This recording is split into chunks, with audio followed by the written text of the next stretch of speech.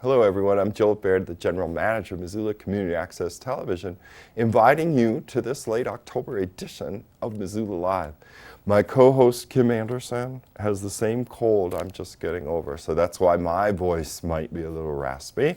And Kim, we hope you feel better and get back to the show really soon. I have a little bit of MCAT info to share with you. The top news story is Saturday Animation Drop-In is back. This program is designed for kids that are ages 9 to 13, thereabouts. That's our age cohort. And it's available every Saturday from 1 to 5 p.m. The program we've made free for middle schoolers from Lowell and Washington School. And they can come for free. All right, so if you're not lucky enough to go to those schools, it's $10 for the 4 hours. If you want more information, give us a call at MCAT. The number is 542-6228. We can tell you more about what they do. A lot of Lego stop animation.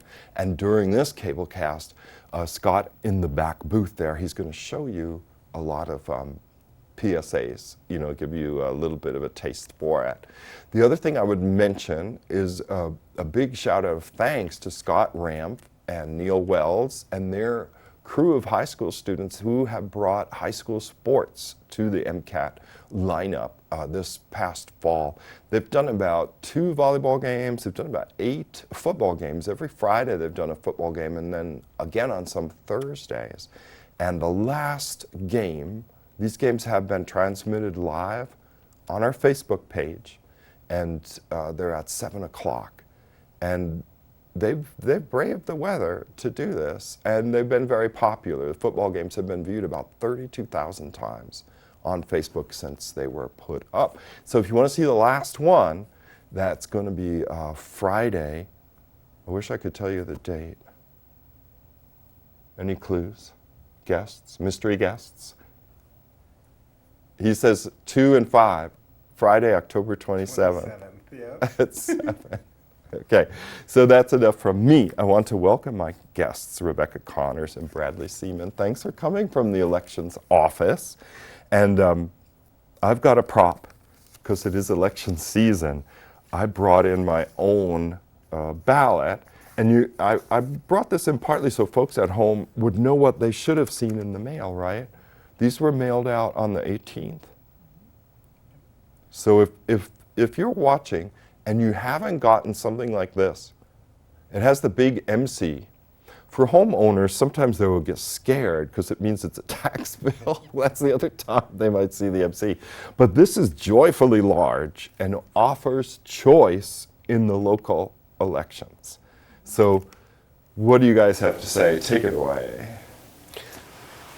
Well, for this upcoming election, it is a municipal election. So Right. we've gotten a lot of calls in from people who live in East Missoula, Target Range, areas right on the edge of the city where maybe their neighbors are part of the city, but they're not. Oh. So we do a lot of calls out to people who are like, hey, I haven't seen my ballot yet, and we're happy to look it up just to make sure whether they live inside the city limits and are eligible, or, for example, some of the people we've looked up today who are just outside the city limits, Great. where their neighbors did get one, but they're not in this election. Just like right across the line. Yep. Can people do that online if they want to determine, or is it best to call?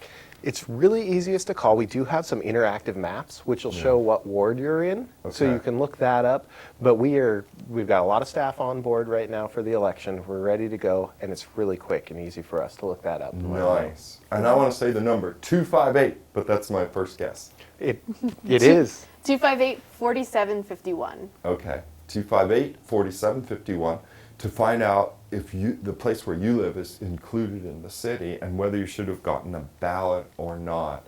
Now, what if people didn't get the ballot? Should they panic?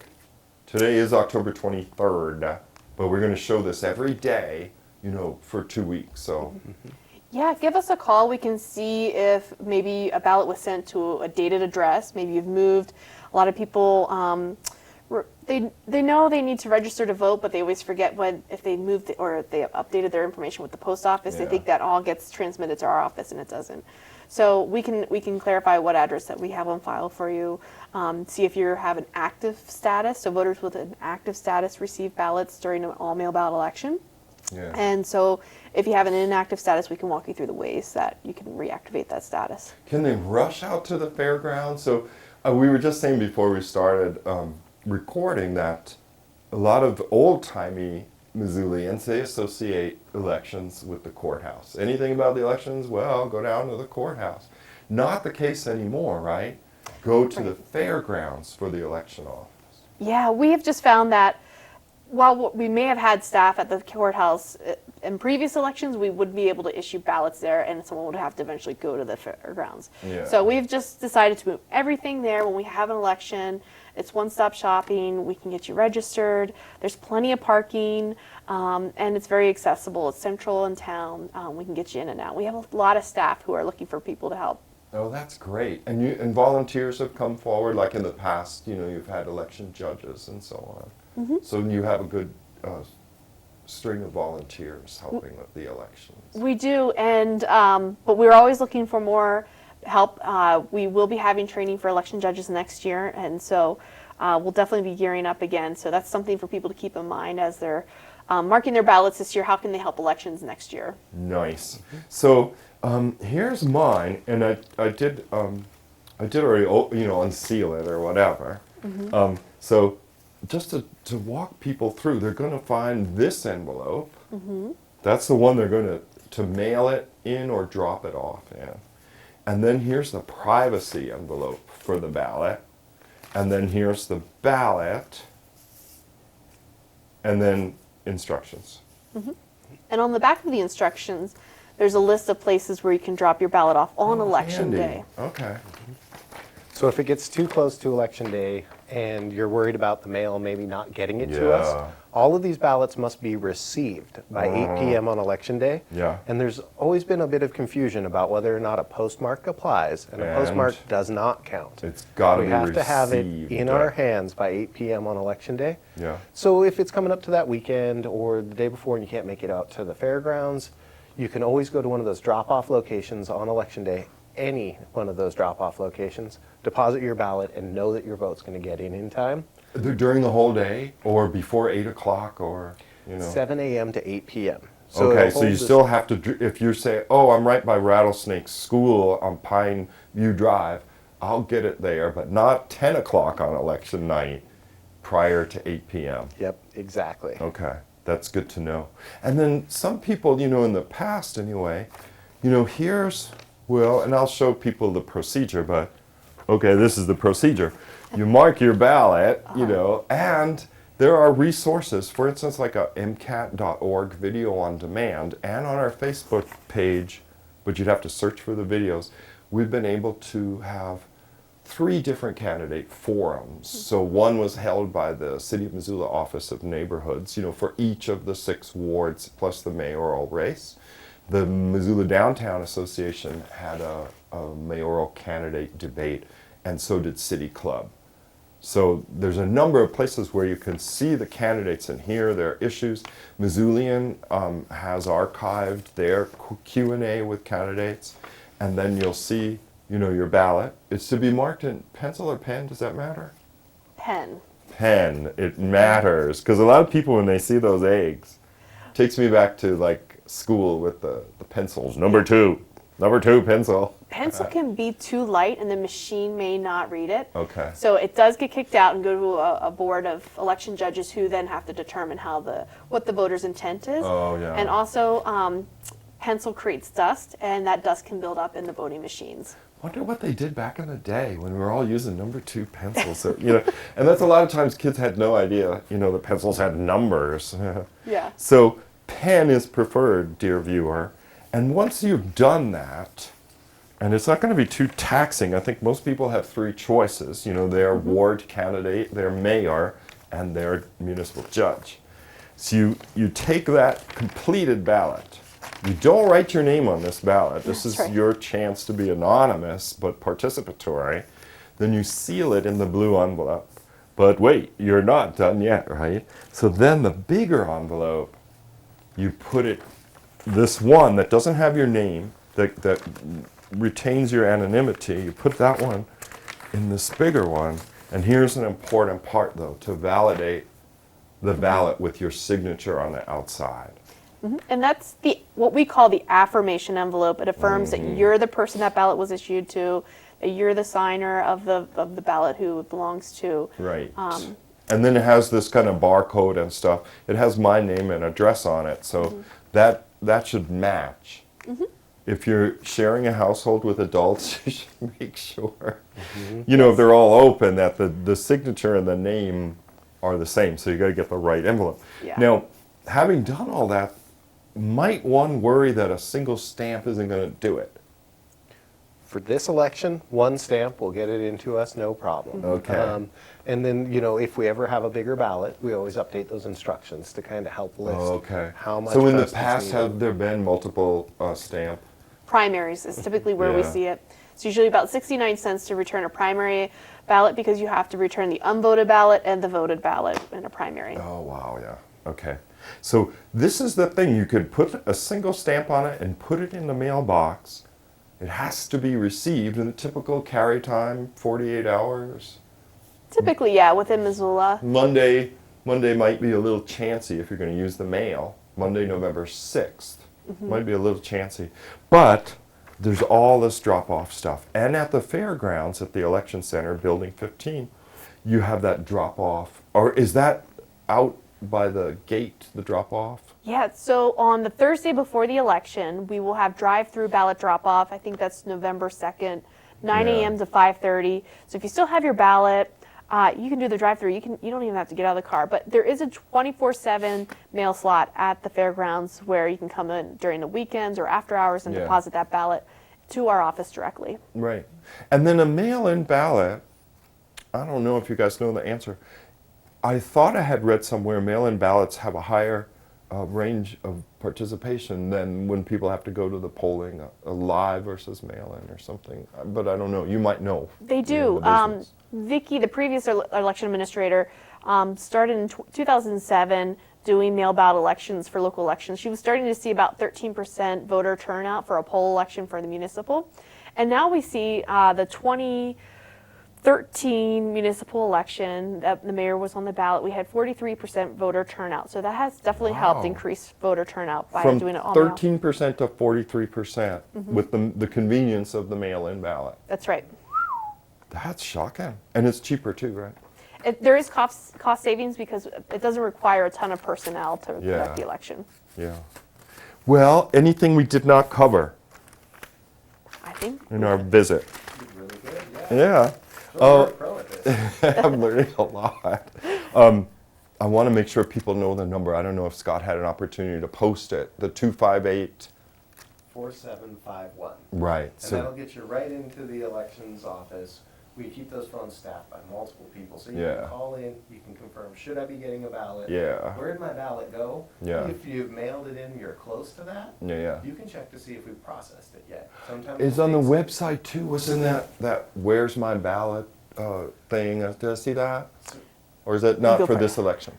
So my voter page, Yes. it's myvoterpagemt.com, only covers federal elections. All right, never mind. So just the primary and the general. Yeah. So the easiest way for a voter to be sure that it's come in is to either drop it off in person if you're really close to that date, or you can call us. It does take us a little bit of time to process them. So Yeah. as they're coming through the mail, we have to open them all. We scan every one of them in Yeah. and check the signatures on each of them. So it takes us a little bit to process, but you can always give our office a call. We have tons of friendly staff on board just to help answer, make sure that you get the opportunity to vote. Nice. And we, brought up that Missoula County page we put in MissoulaVotes.com. If you don't want to go through all the county stuff, because there's a lot of // All right, I guess we better go, because Scott did that. So he's going to show you a PSA, and we'll be right back with former MCAT employee Josh Menny, who's got some exciting news about a new career opportunity for him. So we'll be right back.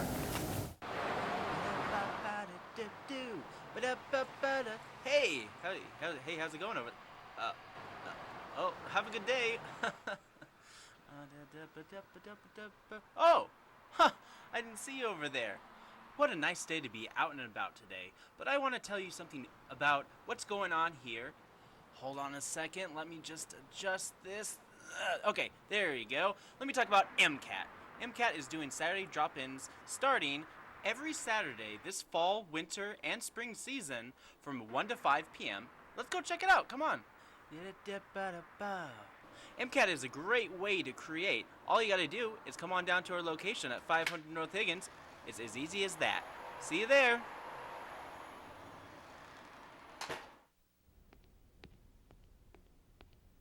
There. Can I tell you a cat joke? Just kidding. Why did the girl ask the mushroom to dance? Because he was a fun guy. What do you call a pig that knows karate? Pork chop. Why was the basketball court all wet? Why? Because the players kept dribbling all over it. Can I tell you another one? So how does a tissue dance? Put a little boogie on it. What's Beethoven's favorite fruit? Banana. What is a boxer's favorite drink? Fruit punch.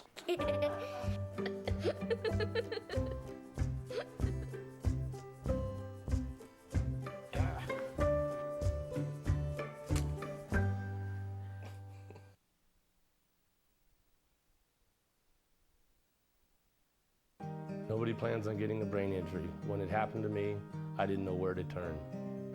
When my son suffered a brain injury, the Brain Injury Alliance of Montana was there for us.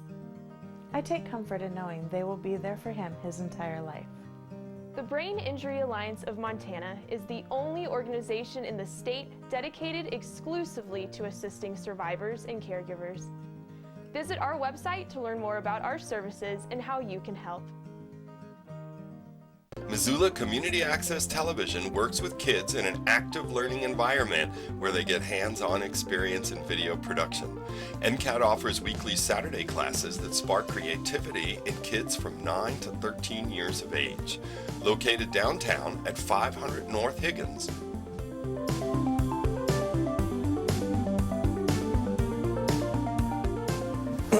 Okay, we are back with Josh and Minnie. Welcome, and thank you for taking the time to be on the show on your way to your new job. Yes, thanks, Joel, for having me here. We're here. What do we call the show now? Is it still It's Missoula Live. Okay, but the name has changed since I was here. Yeah, so that's a great opportunity to talk about change. So, dear viewer, I've asked Josh to come on because he is a former MCAT employee who moved on to Broadcast World in Great Falls. KRTV, yeah. KRTV in Great Falls, where you worked the last year or so. Yep, the last year, yeah. And now you're moving on to Lafayette, to Yeah, Louisiana. Lafayette, like Laffy Taffy. Yeah. Yeah, and yeah, I had to. Someone told me that too, by the way. Yeah, so I was at KRTV for a year, but before that, I was at Dakota Media Access, which was a community government access, center like here, and I learned a lot there, and but also, that the Dakota Access Pipeline protest was happening nearby to where I was working in Bismarck, North Dakota, and kind of got there, did some shooting, just gave the footage away to MSNBC, and just decided, hey, I need to try to get back into the news world because it's really exciting. I love it, and so I actually called the executive producer here in Missoula at KPAX, and she referred me to the news director at KRTV in Great Falls, and that's kind of that's the short story, but yeah. And I've been That's there. right, I almost forgot about Dakota Media Access. Yeah, and basically, I wouldn't have been working at Dakota Media Access had I not worked here first, and so when I was in Missoula for 3 years. And I worked part-time at KPAX, and then part-time here. Yeah, that's right. And then you and Scott Noel were part of the Wake Up Missoula show. Yeah. And you did some specials on your own here, too. I did, yeah. I had a show here, and called Missoula Current, which I understand there's another organization out there that's... Yeah, a wonderful news organization. Martin Kidston, who had worked for the Missoulian, began his own online news service for Missoula called Missoula Current. Okay, well, Martin, if you're watching, or if you find this clip somewhere, just contact me, because I still have my Missoula Current Facebook page up, and I think get that people are figured out. subscribing because they think it's his thing, and then, Oh, interesting. which I kind of feel bad, but at the same time, I'm like, well, I caught it. I came up with the name first, but anyway, you know, I obviously he's got like a legit thing going on, so Oh, it's wonderful. I don't It want to really be. is. Yeah. So anyway, yeah. I worked here, and it was MCAT when I was here. I guess MCAT.org. You've kept the. Yes, we're moving to Missoula's community media resource as a rebranding. Part of the reason is because we're moving to the Missoula Public Library when the new library is built. And we're going to expand some of the opportunities for users of MCAT, well, because there's going to be the Children's Museum in partnership with us, a program for family education called Families First, associated with Children's Museum, and the University of Montana Spectrum Science Discovery Center. So, for instance, right now, MCAT, we have a virtual reality set up. Oh, you used that when you were in town? I tried it out here. And we're offering animation workshops for kids. We've expanded our summer camps from 3 to 8 in the summer season. And we're giving high school students this opportunity to cover high school sports like volleyball, football, and hopefully basketball. Yeah, I've caught some of your live games. Those are actually really professional. Looking I'm good, impressed. right? Yeah, I was too. looking I was good, like, and you've got like "Oh." sports announcers and. Yeah, they're really dedicated to Yeah. setting all those guys. Yeah, no, it's great. Yeah, it looks great. Yeah. So anyway, I'm not going to keep you. I know you got tons of things to do, and I really appreciate you coming on. So you're on our archive. Great. You know? Yeah. Well, I mean, it's just fantastic, and I guess I'll just say like public access, community access, government access. No, you're gonna still keep the government access. Oh component? yeah. People really count on us. Now we're doing 23 boards and commissions. Okay, so before I go, I just want to say, community government access, especially community access, is a great way for people who are kind of like figuring out their media career to start. Yeah. I mean, I learned crucial information, knowledge that I'm using now in my professional broadcasting career. So I'll just say to any young folks out there, any kids who are even after I started here after graduate school. So That's right. Any young kids starting their career, young adults starting their career, I mean, really check out Missoula's community media resource. It's the real deal, and I mean you can learn a lot to get started. And in fact, I was back there, I think, on an episode of Missoula Live when I decided, hey, I love this. I love this broadcasting live feel. You had the IFB in. I think that I was assistant technical directing. Scott was probably back there talking with you. Anyway, I won't ramble on anymore because I know you have more guests. It's really kind of you to say all that, but I think you're right. For young people that are trying to figure out their place in the media world, or if there is one, there's so much freedom, for failure, if nothing else, in the world of public access, but also to take on different roles and see what might suit them. So I appreciate the plug, Josh. Yeah, great. Well, it was great seeing you, Joel. Yeah, and congratulations and best of luck. So you guys will be right back with another guest from the nonprofit world. I'm trying to imagine who it is, but you watch this and you'll see when we come right back. Ranchers are the stewards of Montana's great grasslands and wetlands. Ducks Unlimited works with ranchers on conservation programs to improve cattle production and wildlife habitat. Montana is the nation's third largest waterfowl producer. Ducks Unlimited promotes working lands programs that help keep ranchers on the land while improving habitat for wildlife and Montana's outdoors people. To learn more about conservation and Ducks Unlimited, visit www.ducks.org/Montana. Hey, let's check out this park.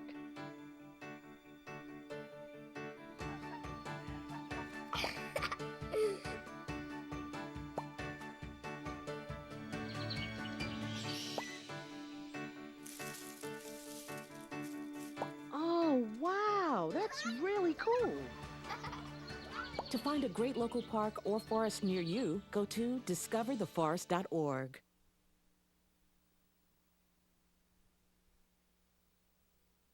Welcome, my friends, to Missoula Community Access Television, MCAT.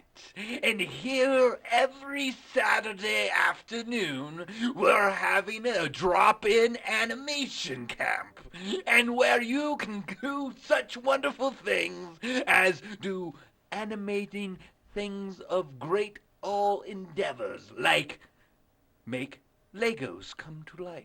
Or like this!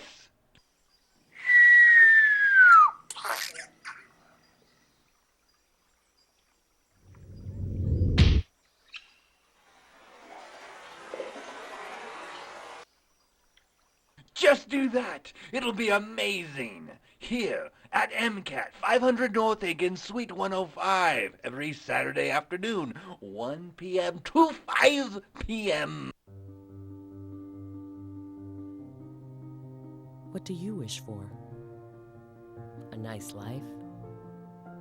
Nice things? Or do you wish for something more? A sense of purpose? Do you wish to discover a cure? Oh goodness, we're back with Trey Locker-Reardon. Thank you and welcome. Thank you, Joel, for having me here. Oh, you're most welcome. So Irish Studies has got an event coming up. We do. We seem to have events coming up all the time. Yeah. And this one, of course, ties into the history of the Irish in Montana. As you probably know, the Irish of Montana played a very, very prominent and significant role in the fight for Irish freedom. Oh, yes. Yeah, and Montana was seen as one of the, well, Butte, Montana, and Anaconda. That area there was seen as one of the great 5 Irish-American cities in the whole country. But anyway, the event relates to an incident that happened during the 1916 Rising.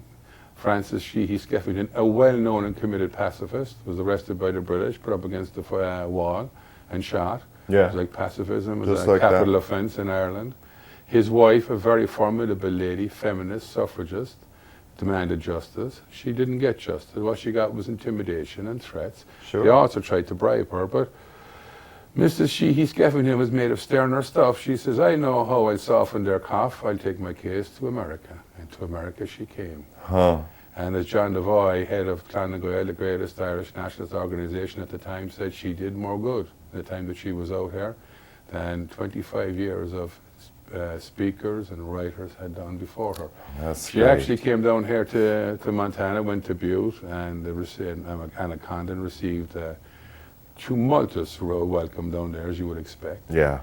You know, so her daughter now is coming out. So this is the daughter of the very same lady? Granddaughter, sorry, her Granddaughter. granddaughter. Okay, yeah. Sorry. I guess it's going back too far with 1917. Yeah, so this is going to be a very, very interesting lecture, you know, and it's always important to remind the role that the Irish of Montana played in the history of Ireland. I mean, yeah. it's a shared history. We talk about the history of Montana, history of Ireland. Well, hang on a second. This is a shared history. Yeah. I mean, to really understand what happens in Ireland, you have to bring in the history of the Irish of America. Because there's so many times, right, where events in Europe are taking the case against American isolationism. Yeah. Like, oh, we don't want to know. Yeah. Like, think of the First World War. U.S. decides, okay, it's been about 3 years, maybe we'll participate in Time this. to go to Europe, yeah. So this is really interesting that after her husband is assassinated, Yeah. she comes to the U.S. and says, this is what's going on with Irish independence. This is where we stand, and this is how the British are treating the Catholic Irish people. That's exactly it.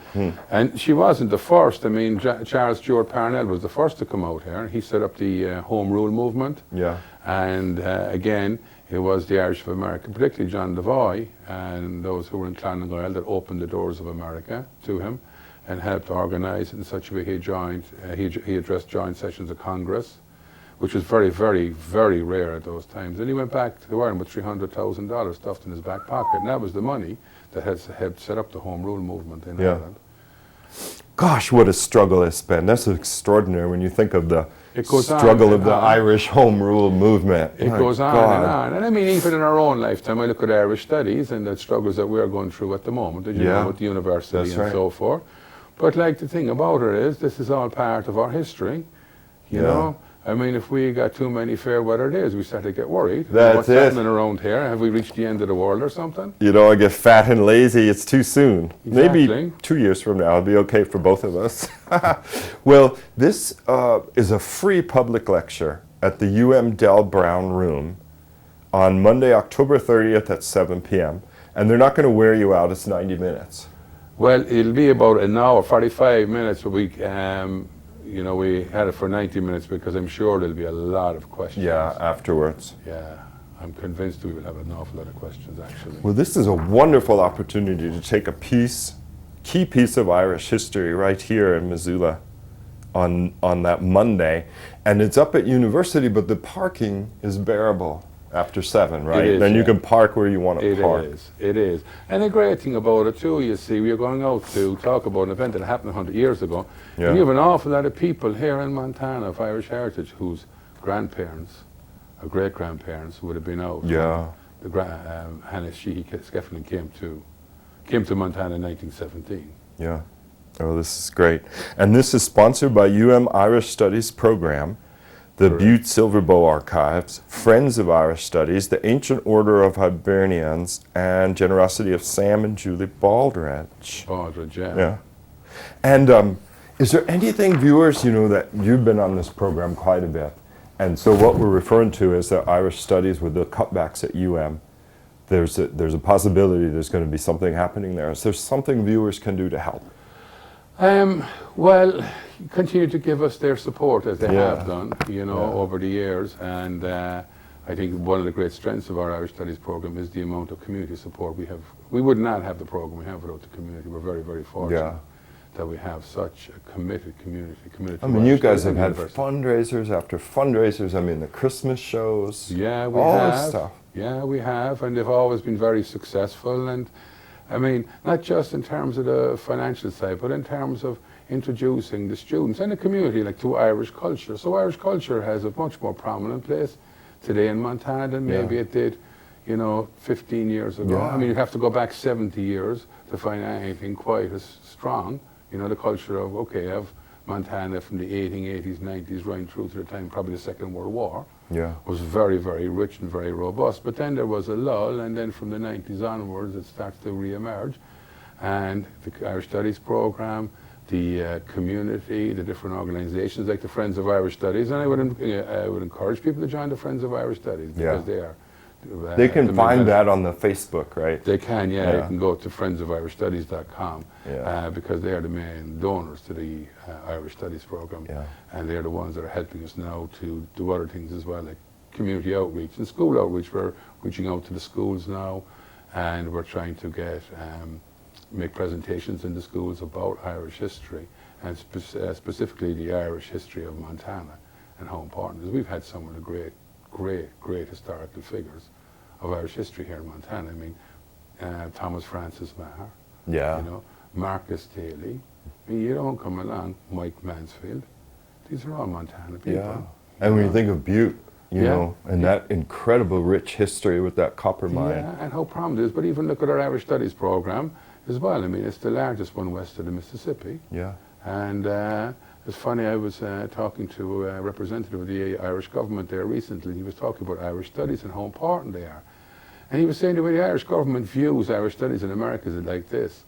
As far as they're concerned, the East Coast is served by the Irish Studies programs in Boston College and at NYU.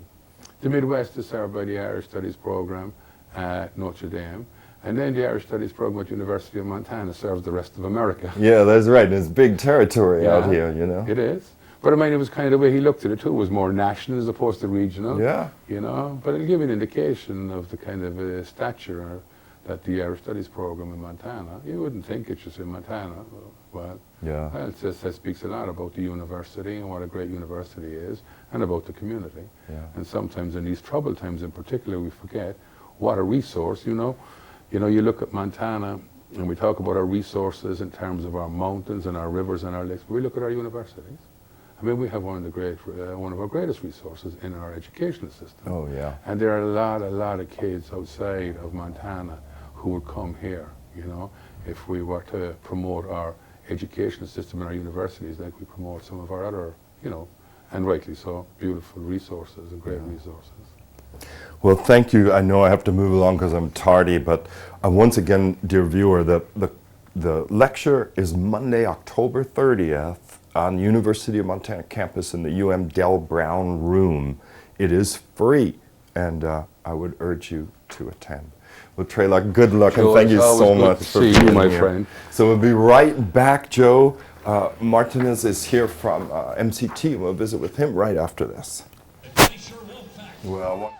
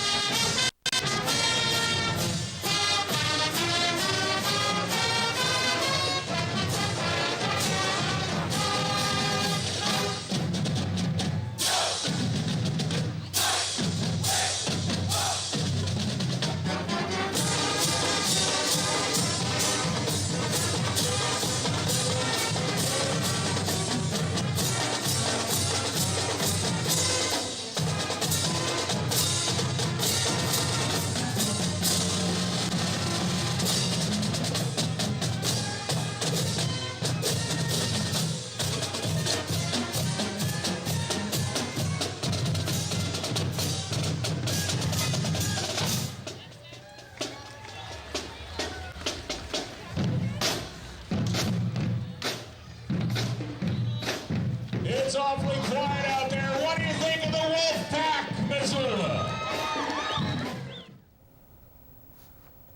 Hey, you guys, we're back with Joe Martinez. He's the artistic director of the Missoula Community Theater, widely known as the Missoula Children's Theater. Welcome. Hi, thank you for having me. Yeah, thank you for coming by. So it's a pretty exciting season coming up. I was having dinner with friends, and the daughter of one of the people there said, "Oh, you gotta come see Mamma Mia." Their daughter is in it. Okay. And but they said, you know, the play has got great reviews and great potential. Yeah, well, if regardless. you know it, if you know Mamma Mia, you know, it's all based on the ABBA music. Right. So, you know, if you're an ABBA fan, this is the show to come to. Yeah, you know, yeah. And it, you know, I saw the show, I hate to say it, maybe 8 times on Broadway. Oh, wow. You know, just because it's so infectious and the music is so infectious. And there's a story there, you know, there's a story, but it's really about just getting to that song and Getting to the ABBA music. Getting to that ABBA music. And there's 26 songs in the show. Oh, wow. Yeah, so it's crazy. Yeah, it's exciting, and you know they're working hard. They open this week. Yeah, and They I open saw, on Friday. I got a press release here this afternoon. It said, you know, Thursday for the grand opening, there's some tickets available. Yeah, you know, we have, we usually run our shows about 2 weeks, so 13 performances, and we didn't even think about, you know, this one. Opening the season sounded like a great season opener and something fun. Yeah. But we didn't realize how popular it was going to be. So, you know, we have limited seats available for our normal run. Yeah. So they opened up Thursday, and it's a little higher price. You get dessert and a drink. Right. With the show, you know, on I'm not sure what the price is right now, but I think 60-ish, something like that. $50, $60, I believe is what it was. And then you would get that kind of gala opening type treatment, or if you felt big, and some people do, you could pay $125 and take a $90 tax deductible donation to the community theater. Yeah, that's amazing, you know. Yeah.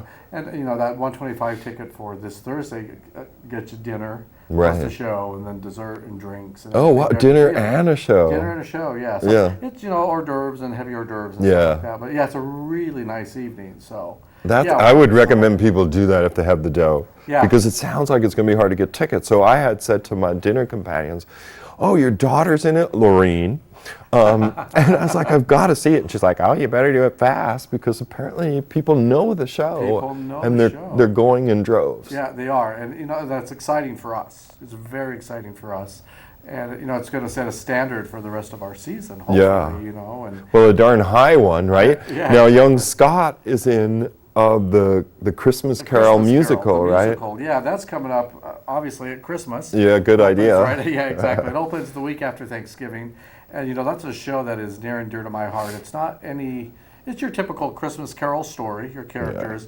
But it's a musical. It's written by Alan Menken, who wrote Beauty and the Beast and The Little Mermaid. Oh, You know, so yeah. the music is familiar, but you don't know it. But it sounds very familiar, and it's This is probably the 6th time I've directed the show from different theater companies. I've directed the show because I love it so much. And it was like, when we picked the season, I was like, I really want to share this story with the Missoula community because it is it's such a beautiful story, And I said I don't think of it as a Christmas story. I think of it as, it's kind of scary. It's kind of like a Halloween. Oh, like a spooky kind of thing. Even with the music in it? Even with the music. Or maybe that adds to it. It adds to it a little bit, yeah. It kind of just adds that environment of, just, it's all underscored. It's all, pretty much all sung. There's not a lot of dialogue in it, And so just having that music throughout, it just kind there of is some element. Yeah. I could see that, and because when you think of the Dickens, the way it operates, it's kind of like you could call it Scared Straight in a way, because what happens, to Scrooge is that he sort of sees this loveless life for its implication, but the ghost of Marley, he's there to warn him. He's there to warn him. He's like, look at these, he wears the chains, he did something in life. Well, it's not forged. I wear the chains I forged in life. Yeah. And so Marley visits him and all the ghost of it's a ghost story. Present, past and future. Yeah. It's a ghost story, and so, but it's, but it's, again, it's not scary. Think of Ignorance and Want. They always scare the dickens out of me when they appear under the road. Oh, yeah. But exactly, but, and we were just rehearsing the scene the other night, and it's all these ghosts come to life with Jacob Marley. He brings all these other ghosts with him. And I said, we have to liken it to Disney's Haunted Mansion, because it's kind of silly, but it's also just on that edge of being a little frightening, but it's still very silly. Now, kids could stomach it, though. Oh, yeah, very, very much so. Oh, good, okay. So, yeah, because there's a version I love of the movie version with George C. Scott. Yeah. And when Marley's ghost leaves out the window, you see in the London night landscape all these ghosts that were too stingy, being the theme, right? Exactly. So that's populated by ghosts. It really is, and so, so I'm excited about that as well. And, as I said, as you said, Mamma Mia has just kind of set the tone for us, and hopefully Christmas will kind of do that same thing. Are those the two main productions end of the season? Yeah, those are two main. And the end of the season, we do 5 shows with the community season, not to mention what we do with the kids. Right. But the community season, we have those 2. And then in January, we're doing a musical version of Happy Days. Oh my goodness, that sounds cool. It's very cool. It's those characters from the TV show. Right. The Fonz and Richie. And so that's our January show. And then the March show is Hitchcock's 39 Steps. Oh, that's so it's great. Kind of fun, and then the end of the season we're doing Disney's The Little Mermaid. Yeah. Yeah. So that's our big.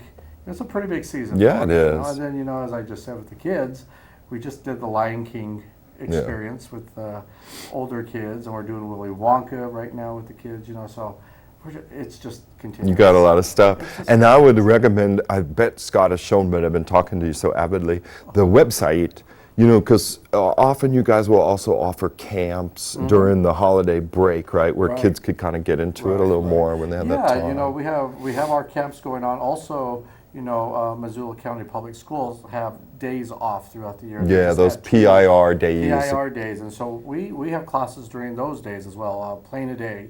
That's what we call them. And the kids come from 8 until about 5:36. Yeah. And they spend the day with us, and they work on theater, and they put a little show on at the end for their parents when they pick them up. So we just kind of keep adding programs because it's working. It's just growing like a beautiful flower over there.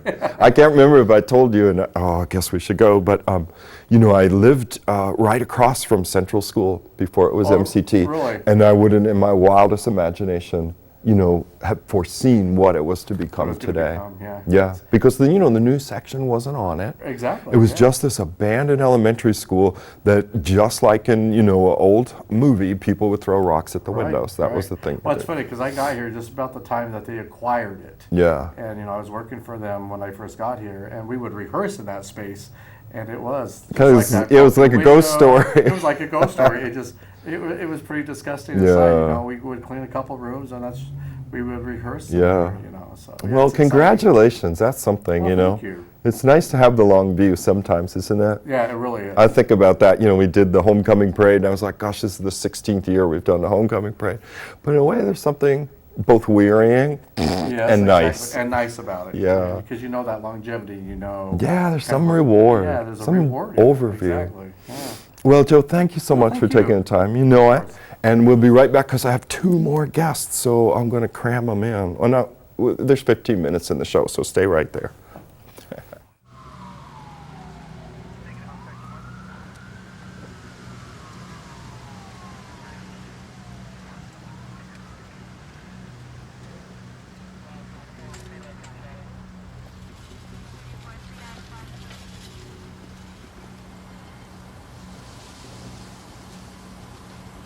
No text, no call. Nothing is worth losing a life over. Put it down. It can wait.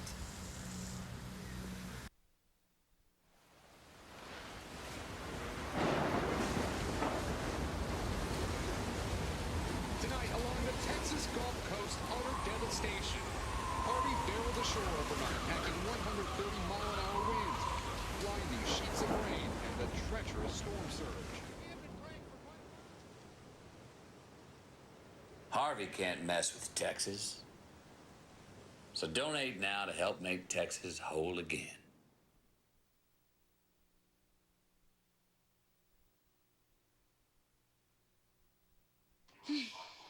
So how was work? It was 1,300 hours. My math class from 302 was in the trenches. Davy Roth had it the worst. Fractions were coming at him left and right.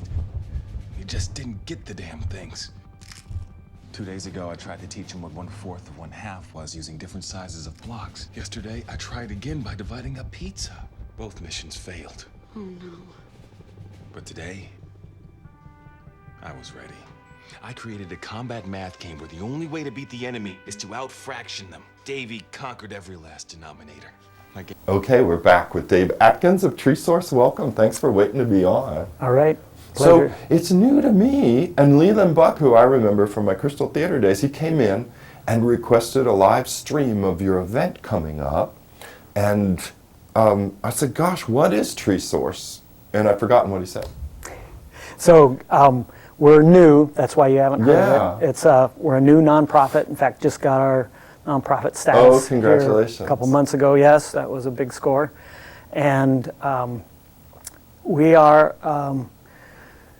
forest journalism for a sustainable future. Okay. So we focus on forests of all kinds, from urban to wilderness to production forests, and covering everything that we do in forests, from recreation, water that we drink, and all of those kinds of things.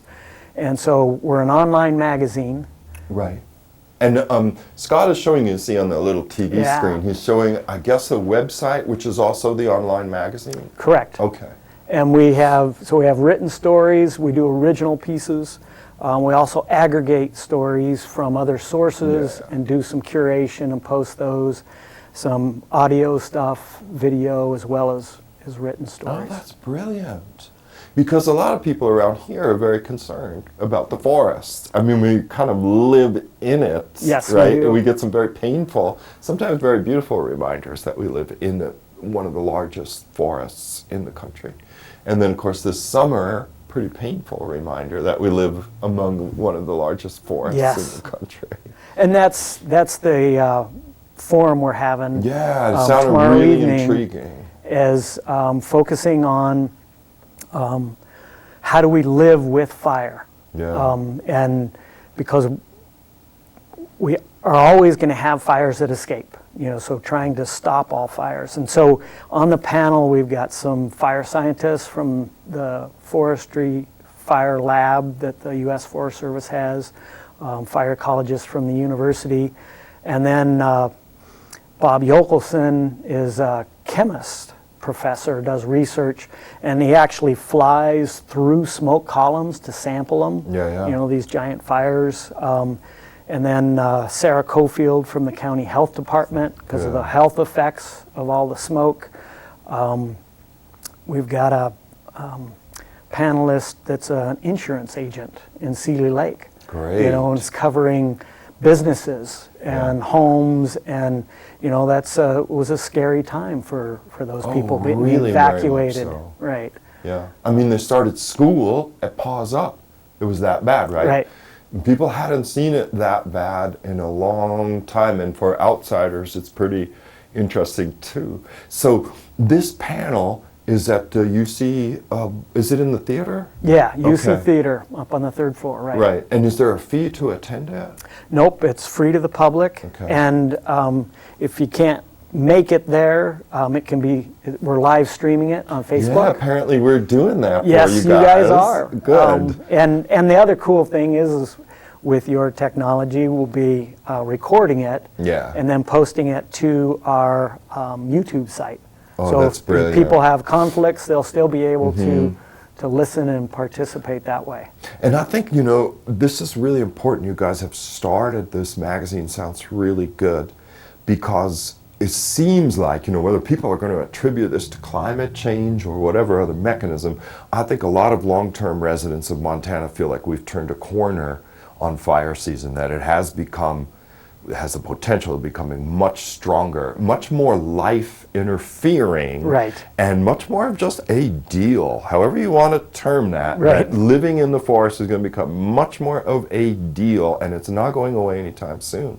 So it's not so much like that you guys are going to be this vanguard of solution, but people need to talk about it. Right. Don't you think? Yeah. Like when something happens, people just want to talk about it. It doesn't mean like I've figured out how to cure all forest fires. Like I want to complain about the forest fire. I want to know what the insurance company is going to do. I want to know if thinning is any answer. So people want to kick around answers.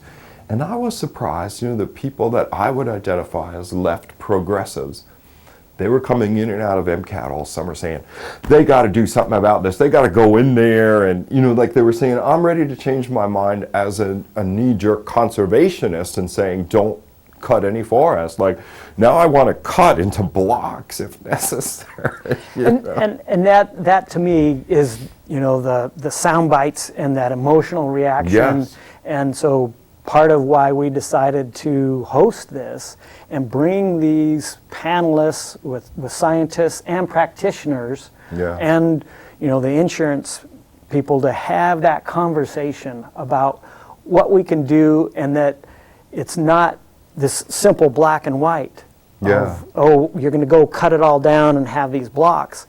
And at one of the people on the panel is going to have some nice slides to mix in there. And I should say that the panelists each are going to have 4 to 5 minutes to make some key points, and that'll all be done in the first hour. And the whole second hour is for questions and Yeah, answers. I think that's going to be good and purging for people. Or it's just you got to make it real, I think. When something like this gets so real and there's not enough in the newspaper, there's not enough informed discussion, there's a gap, and you guys are filling that gap. Yeah, we really are excited about this role of doing kind of in-depth journalism covering this forest topic, and that, you know, it's important to a functioning democracy. Yeah. You know, it's the fourth estate of a democracy, so that the dialogue can go on and that information is out there from a variety of perspectives. And we see that as a very important thing, so that people can be informed as they talk with their county commissioners or state representatives or congressional representatives. Yeah, that's great. I know we better go, but Yep. Dave, thank you so much for taking the time. And once again, the event is tomorrow night, Right. Tuesday, and it's at the University Theater on the 3rd floor, University Right. Center. And the time? From 7 to 9, and there's a Right. reception at 6:30 for Okay. some coffee and cookies if people want to. Yeah, hang out. Oh, that's great. Well, thanks again. So I've got to bring out Carl Olson, Development Director at the Missoula Public Library. We're going to do that super fast because we're running out of time. Stay with us. Your local library, igniting the passion for reading. How would you like to have an endless supply of books, movies, music, audiobooks, and even ebooks whenever you want? Your library card can do all that, and it doesn't cost a thing. You can pick up a library card anytime the library is open, free of charge to residents. All you need is a picture ID with your current address. The library will then verify your address, and once they have, your library card will be good for life. Library card holders may borrow several items to enjoy all at once.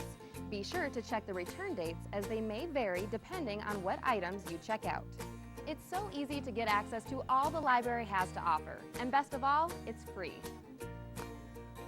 To learn more, stop by your local library or visit their website. This message brought to you by the Greater Montana Foundation and the Montana State Library.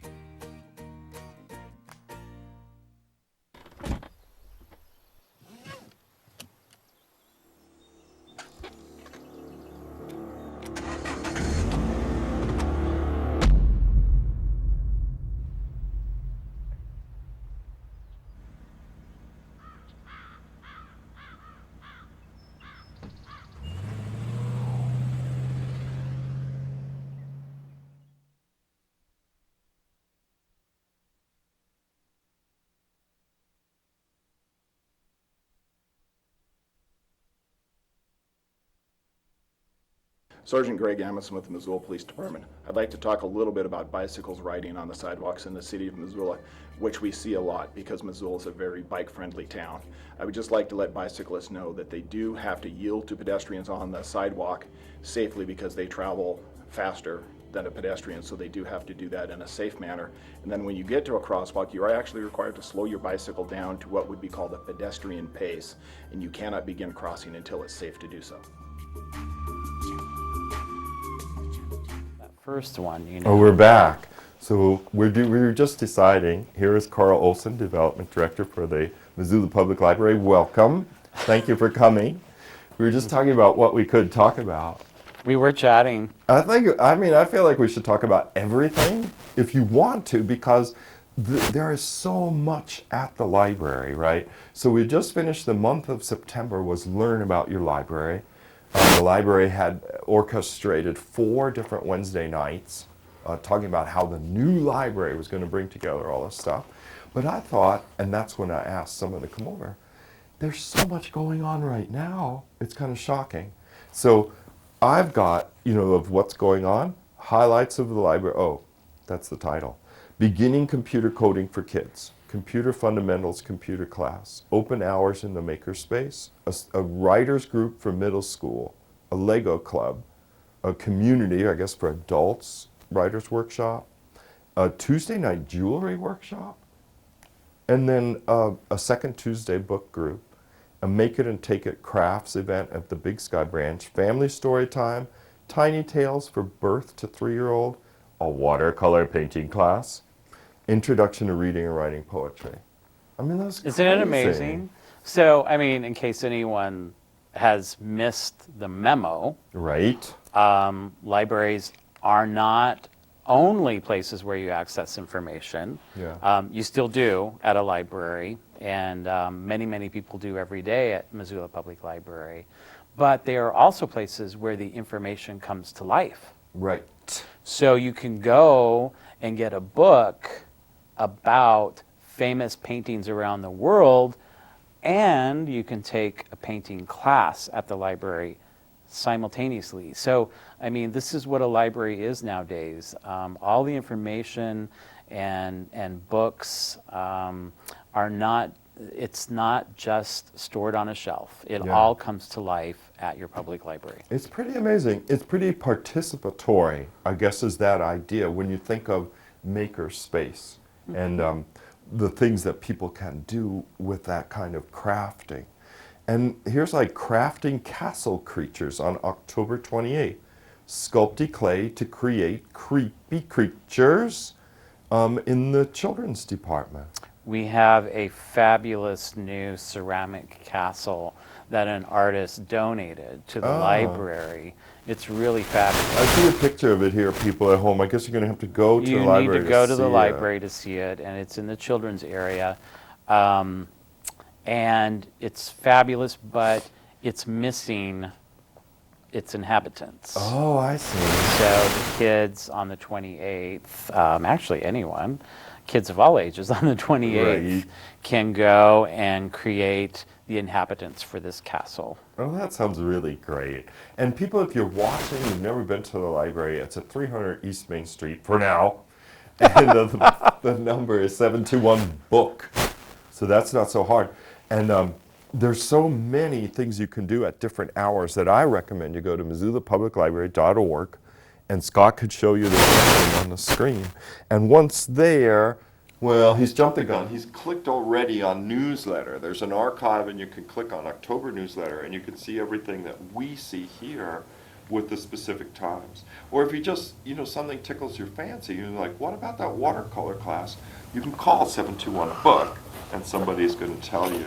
And you can also, through the website, go to a calendar that's done through Missoula Events. Oh, that's right. And see all of the library's events listed in a calendar format. If you're looking to fill a couple hours of your day at a certain time of the day. Yeah, and jewelry making workshops in the evening.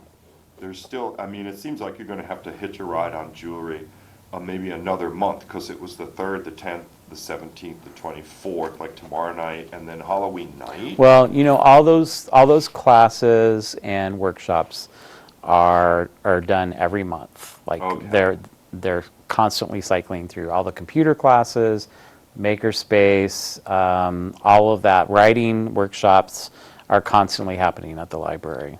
I guess we have 1 minute. 1 minute. Oh my God. After you waited all that time, I apologize. So can we talk real quick about raising Missoula's spirits? Yes, At the end of this month. The first program is tomorrow on the 24th, where they will look at the archaeology of the new library block where we'll be moving. We've had archaeologists studying that spot. And then on the 28th, History and Hauntings in the Last Best Place with a historian from Helena, Ellen Baumler. And then on the 30th, Tortured Souls Investigations is going to talk about the paranormal and the work that they do. So coming up real soon here at the end of the month, we've got some cool Halloween-y themed programs. Yeah, and these are all free in the large meeting room at the Missoula Public Library. Yep. Well, Carl, thanks so much. Sure. And I hope to get you back on soon. We do the show every 2 weeks. Someone from the library is always welcome. And you, dear viewer, are always welcome to view this program online at mcat.org. I'm also going to put it on our Facebook page. And welcome you back. In 2 weeks' time, hopefully Kim will have recovered from the same cold that nearly laid me low. And we'll have another show. Carl wants you back. We need Kim back. Well, for MCAT, I'm Joel Baird, and we'll see you the next time.